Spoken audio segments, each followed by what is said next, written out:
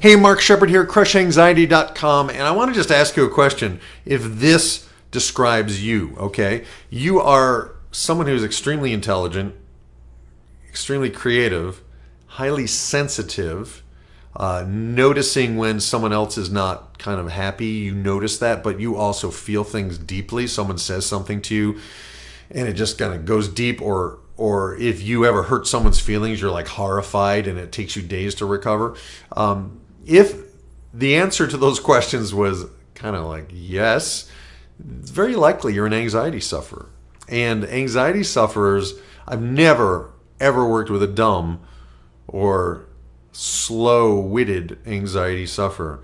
This is only something that you can do if you have a vivid imagination, if you're quite intelligent, quite creative, and have a high level of sensitivity, or let's say a low threshold, so that things that don't seem to bother other people, it literally kind of jangles your neurology.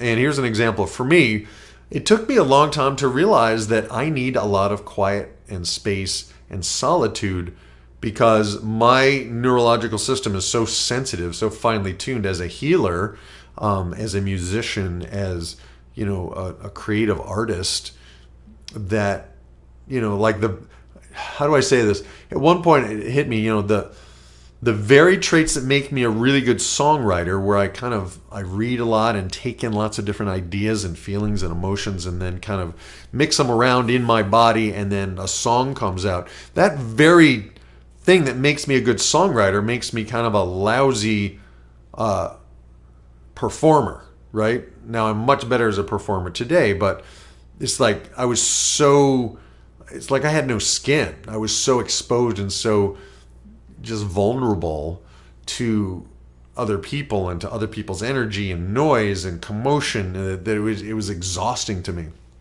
And so if you are an anxiety sufferer, first of all, and I've said this before in other places, but I just think it bears repeating, you are an extremely special person.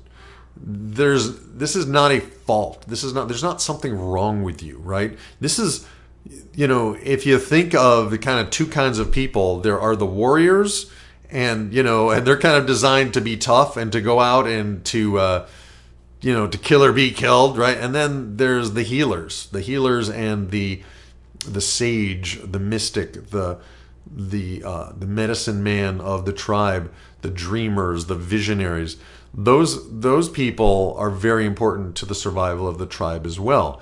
And it's like, that's your genetic lineage, right? You weren't maybe the king, you were the advisor to the king, you were the healer to the king, you were the person who the people in your village came to for guidance on dreams and visions and should we move the village, right? Someone who can think deeply, look out at the sky, look out at the world and go, I sense change is coming. Let's move the village, right? That's your legacy. And the thing is, we live in a culture right now that is filled with jangly noise, commotion, stress. The news media is constantly playing on how bad the world is. Advertisers are constantly telling you, things you should be anxious about that their product will solve, but ultimately they're literally installing anxiety everywhere you go. So one quick tip today, if you want to lower your level of anxiety, make it okay for you to give yourself some space. This doesn't mean you go into your house and never come out. That would be agoraphobia, and I can help you with that. What it means is that you give yourself some space. So here's an example. On Sundays, I do music at a Unity Church here in Albany, New York. And usually there's two music or worship services in the morning. And I'm fine from 8 o'clock. I have a rehearsal. Then we do the 9 o'clock. And then we have a little break. Then we do the 11 o'clock. And by 12:30, I need to go home. And so I go home and I chill out and I take a nap or I go for a walk. I take care of me. I'm quiet. I don't have music playing. I have silence.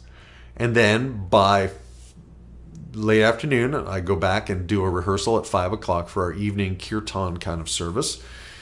And yeah, after that, I usually go out to dinner and take myself to a nice dinner and then come home and chill, right? That's how I take care of my neurology. Now, I have all the tools so that I can handle all those people, But at the same time, we need recovery time. Most of us are introverts, and that's okay too. Introverts, Einstein was an introvert. Mozart was probably an extrovert. But so many of creative people, Leonardo da Vinci would rather work in his studio, in his workshop, or Michelangelo would rather work creating their art than hanging out with people. You know what I mean? Great artists are by nature people who have a rich inner world and an inner life. And I want you to honor that in yourself, right? This is not a fault. This is just who you are, and no one teaches us, no one gave us the manual for how to run your own brain, how to run your own neurology so that you could function in a jangling, busy, crazy world, right? So that's what Crush Anxiety is all about. So if you're interested in learning more, go ahead and check out. There's a link below this video, or an opt-in form, or whatever is below this video, so that you can take it the next step. And I invite you to join me on a journey, on an adventure where you learn how to run your own mind, your own neurology, to take exquisite care of you, because you're fabulous. All right? You are fabulous. And once you learn how to kind of manage your own neurology, you can actually function in the world in a way that is pleasurable, as long as you make sure that you take good care of you, right? And that's part of what Crush Anxiety is all about, the course. I have 7 just amazing tools that you can use to get back on track at any time you get pulled off, anything goes on in your life that threatens to kind of overload your circuits. These 7 secrets bring you back. And then I have 23 more of them. Then I have a whole set of foundations. Then I have this whole program called Clear the Fear Fast, which is literally step by step everything I do when I work one-on-one with a client for the big bucks. And yet I've set it up so you can walk yourself through it, and it's self-guided. Why did I do that? Because I didn't have someone to go to. I did it for me. I created a program for me that I could listen to, because there was nobody else out there who was better than me at helping people with anxiety. And you know what? I needed some help sometimes too, right? So that's it. Mark Shepard, CrushAnxiety.com. And I hope so much from my heart that you give it a shot today. I know you've been disappointed in the past by other programs.